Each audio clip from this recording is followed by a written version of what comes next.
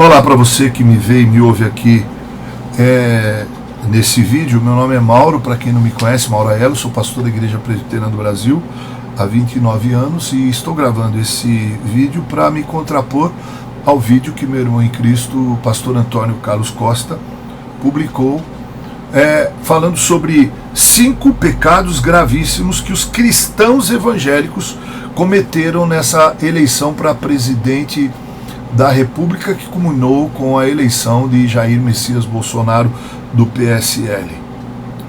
Ele cita o primeiro pecado. Ele fala que os evangélicos ofereceram ao candidato Jair Messias Bolsonaro apoio acrítico, incondicional, institucional. Quer dizer que você comete um grave erro de julgamento. Você generaliza, você toma o todo pela parte. A IPB, da qual nós somos pastores, não ofereceu apoio nem a um e nem a outro. Deixou aos seus membros o alvitre de escolher aquele candidato que lhe fazia o paladar político. Eu participo de um grupo de pastores presbiterianos, onde pelo menos 2 ou 3 revelaram muitas críticas a Bolsonaro, foram contumazes, e um pelo menos se declarou eleitor do PT e do Haddad. Houve sérios debates ali, mas, meu amado irmão, continuamos presbiterianos e eu acredito que irmãos em Cristo. Você generalizou. Você disse que todo o povo evangélico, cristão evangélico no Brasil, votou em Bolsonaro. Não é verdade, mesmo porque há um vídeo no qual aparece Ariovaldo Ramos, né, e outros evangélicos, até alguém que se identificou como presbiteriano, né, votando e declarando apoio também a Haddad. Não é verdade. Nessa questão de apoio de evangélicos, ambos ou erraram ou acertaram, mas enfim, isso é democracia.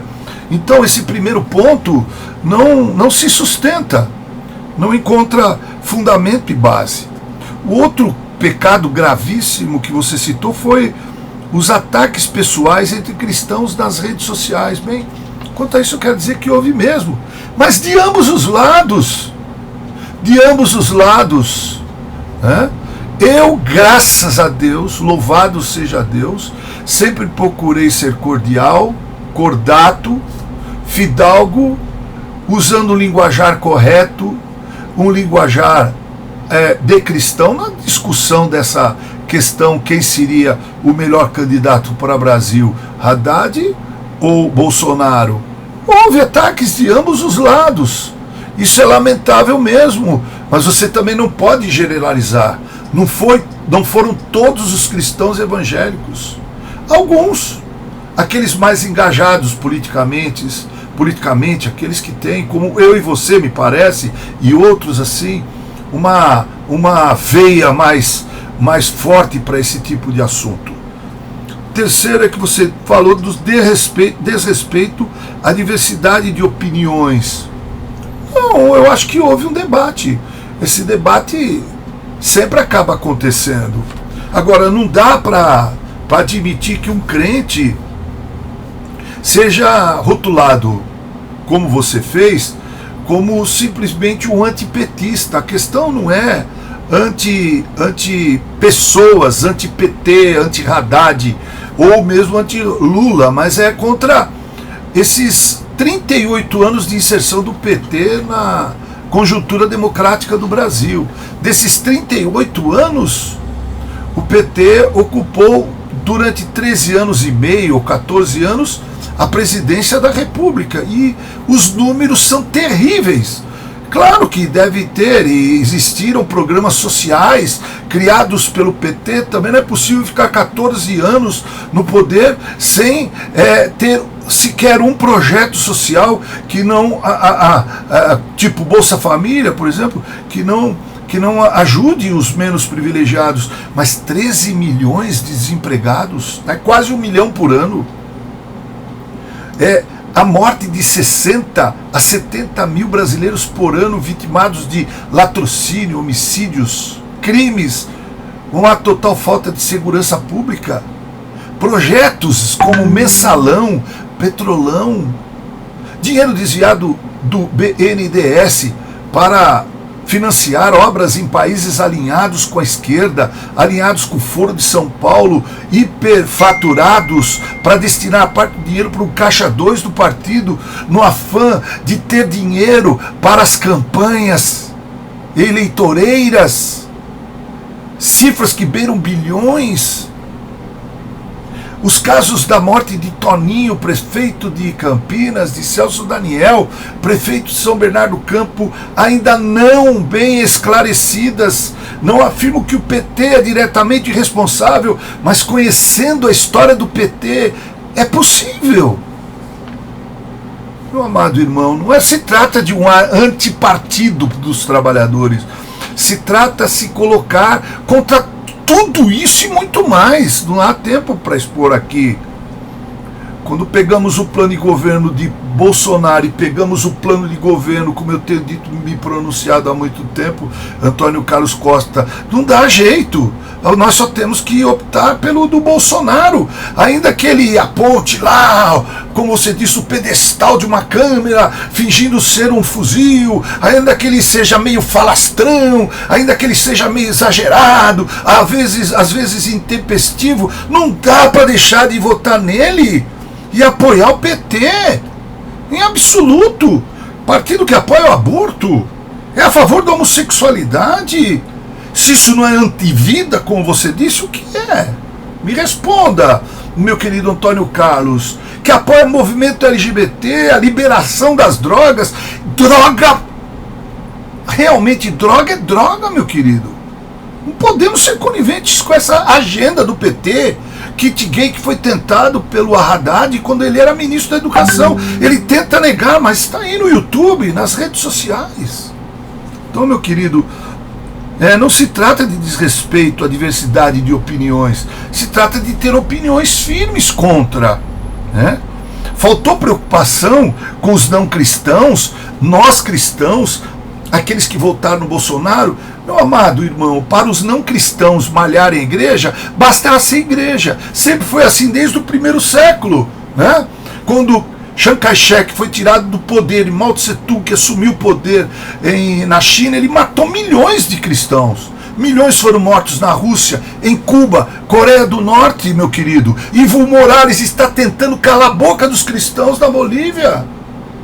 Então, meu amado irmão, qualquer coisa que nós façamos, qualquer expressão do cristão a favor de um candidato que é contra esses desmandos e esses atos de corrupção sem precedentes na história da humanidade do PT, vai ser tido como um ataque da igreja contra o PT. E é por isso que eles foram às ruas falando contra a igreja.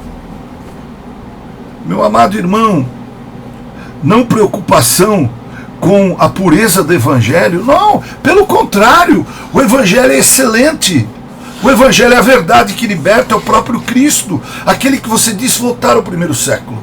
Nós precisamos de fato voltar ao primeiro século, voltar ao Cristo do primeiro século, do Sermão do Monte, porque lá nós vamos aprender que tudo isso que o PT praticou deve ser de fato deixado de lado, abandonado. Como disse Cid Gomes, o PT devia fazer a sua avaliação, a sua meia-culpa, assumir os seus atos de podridão moral, de sua indecência, e pedir perdão, se afastar da vida política e quem sabe voltar no futuro sendo de fato o partido dos trabalhadores.